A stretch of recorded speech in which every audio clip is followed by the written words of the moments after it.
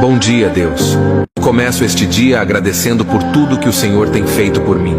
Obrigado por me dar mais uma oportunidade de viver, por me abençoar com saúde e por cuidar de mim e dos meus. Obrigado pelas bênçãos que muitas vezes passam despercebidas. Um sorriso, uma palavra amiga, a beleza do mundo ao meu redor.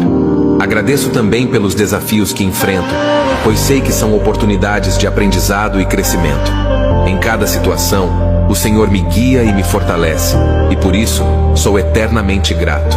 Peço que o Senhor me ajude a reconhecer e valorizar cada bênção do dia de hoje.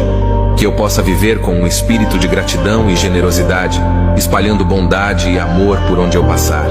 Que minhas ações e palavras reflitam o quanto sou grato por tudo o que tenho recebido. Abençoe este dia, Pai, e permita que eu o viva com paz, alegria e propósito. Em nome de Jesus, amém.